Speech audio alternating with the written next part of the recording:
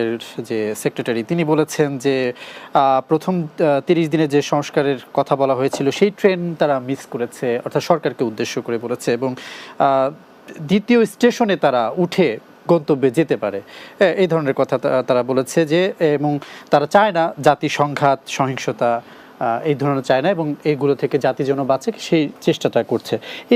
এবং গত কয়েকদিন ধরে আমরা হুমকি, নানা ধরনের হুঙ্কার দেখছি, ঢাকায় আনার প্রস্তুতি নেওয়ার কথা বলা হচ্ছে। আসলে এই বিষয়গুলো কেন হচ্ছে? এবং আপনি বলছেন যে বিরোধী দল এই ধরনের কথাবার্তা আসলে বলেই থাকে, আসলে কি এগুলো কি শুধুই কথার কথা কিনা? এগুলো রাজনীতিক একটা বক্তব্য হতে পারে, তবে রাজনৈতিক বক্তব্য থেকেও আমি মনে করি যে রাজনৈতিক বক্তব্য আরেকটু গঠনমূলক হওয়া উচিত। যেটা সরকার দ্বিতীয় স্টেশনে যে উঠবে কিনা, সরকারের সামনে অনেক চ্যালেঞ্জ।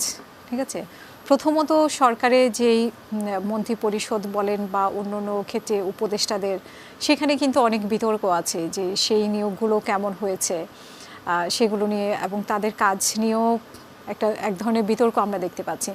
তো সেখানে কিন্তু বিরোধী দলকে বা জোটকে কিন্তু অনেক সহজ করে দেয়।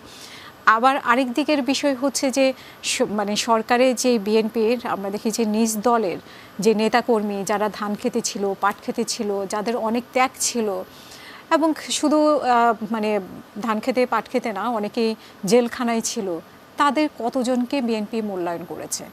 তো সেই জায়গাটা কিন্তু আমরা অনুপস্থিত দেখতে পাচ্ছি। মানে সেই জায়গাটা বিএনপি কিছুটা ব্যর্থতার পরিচয় দিয়েছে। আমি জানি না সামনের দিকে কি হবে, কারণ তারা তো 6 মাস পরে আবার কিছুটা চেঞ্জ করার মানে পরিকল্পনা আছে। এবং আমি যেটা বলবো যে এই যে বিএনপির মধ্যে যদি ক্ষোভটা বাড়তে থাকে, তারপরে সাধারণ জনগণের এখন আমরা তারেক জিয়াকে মাঝে মাঝে অনেক কিছু করতে দেখি, যে নিয়ম ভঙ্গ করে মানে মানুষকে আকর্ষণ, বা সোশ্যাল মিডিয়া হয়তো ভাইরাল হচ্ছে, যেমন আজকে উনি ছাত্রছাত্রীদের সাথে হাত মেলালেন, তারপরে এরকম আরও অনেক কিছু কাজ উনি করেন যেগুলো মানুষকে একটু আকর্ষণীয় করে বা সোশ্যাল মিডিয়া আলোচনা আনে। কিন্তু এগুলো কিন্তু কতদিন আপনার ভালো লাগবে? আপনার ভালো লাগবে 1 বছর পর্যন্ত, 1.5 বছর পর্যন্ত, এরপর কিন্তু সাধারণ মানুষ হিসাব কষা শুরু করবে। একদিকে বিএনপির তৃণমূল নেতাকর্মী বা তেগে নেতাকর্মীদের মধ্যে ক্ষোভ, অন্যদিকে সাধারণ মানুষের ক্ষোভটা যদি বেড়ে যায়, তাহলে তো বিএনপির জন্য টিকে থাকাটা অনেক মুশকিল হয়ে যাবে।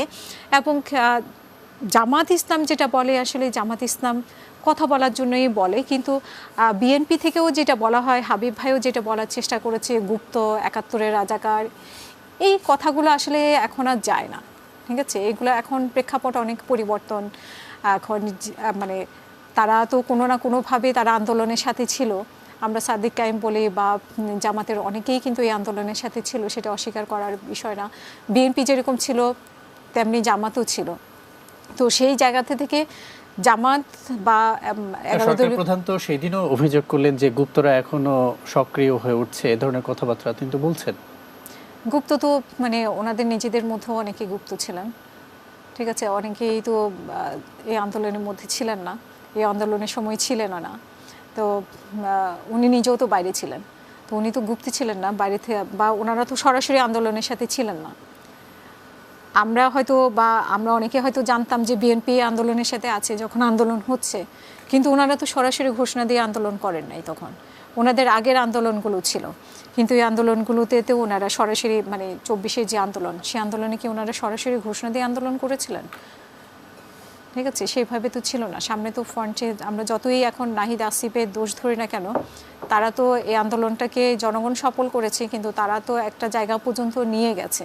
তাদের নিজেদের ক্যারেক্টার নিয়ে অনেক সমালোচনা আছে। সেই সময়ে তারা নিজেরাও একটু তালবানা করেছে, তারা আসলে সরকারের পতন চেয়েছিল কিনা শুরু থেকে, এরকম একটা বিতর্ক অবশ্যই আছে। কারণ আমরা তো প্রতিদিন টকশো করছিলাম, তখন আমরা জানি। তো সেই জায়গা থেকে আমি বলবো যে বিএনপিরও তো মানে একটা যদি গুপ্তসুপ্ত বলে থাকে, তো সেখানে সবসময় আসলে গুপ্তসুপ্ত দিয়ে এই গুপ্তরা কিন্তু গুপ্ত থেকেও কিন্তু অনেক কাজ করেছে। ঠিক আছে, সেটাও আমাদের মানতে হবে। গুপ্ত ছোট বলে ছোট করার কোনো ইয়ে নেই। আর হচ্ছে যে আমরা আশা করি যে মানে সরকার অনেক দায়িত্বশীল কাজ করবে, যেগুলোতে জনগণের ক্ষোভের জায়গাটা তৈরি হবে না। আমরা দেখি যে সরকারের পক্ষ থেকে সাংবাদিকতার স্বাধীনতার কথা বলা হয়, কিন্তু আমার মনে হয় যে আগে যেরকম শেখ হাসিনার সময় সাংবাদিকতা যেরকম স্বাধীনভাবে বলা হতো যে কথা বলা যায় না, বা নিজের মত প্রকাশ করা যায় না।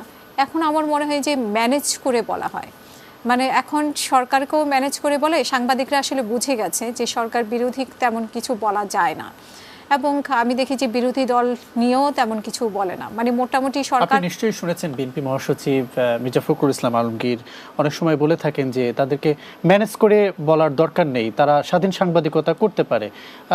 কেন ম্যানেজ করার কথা বলছেন? এটা তো মির্জা ফখরুল ইসলাম আলমগীরও বলেন, তারপরে তারেক রহমানও বলেন, আজকে আবার তথ্যমন্ত্রীও বলেছেন, ঠিক আছে, সাংবাদিকতার জায়গাটা স্বাধীন করা। কিন্তু আমরা টকশোগুলোতে যখন দেখি, আমরা যখন পত্রিকাগুলো খুলি, তখন মনে হয় যে আসলে আগে তো হাসিনার আমলে শুধু আওয়ামী লীগকে ম্যানেজ করতো, সাংবাদিকরা ম্যানেজ করে কথা বলতো, কিন্তু এখন আমার মনে হয় যে বিরোধী দলকেও ম্যানেজ করে কথা বলে। আপনি দেখবেন যে স্বাধীনতা কোথায়, আপনি যখন জুলাইয়ের বিরুদ্ধে কিছু বলতে যাবেন, আপনার মতামত থাকতেই পারে জুলাইয়ের বিরুদ্ধে, মানে জুলাইয়ের বিপক্ষে বা জুলাই নিয়ে প্রশ্ন উঠতে পারে। তো সেই জায়গাটা কিন্তু আপনি স্বাধীনভাবে মত প্রকাশ করতে পারবেন না, তখন কিন্তু আপনাকে ফেসিবাদের দোসর বলা হবে। তাহলে এখানে কি আমরা মত প্রকাশ করতে পারছি?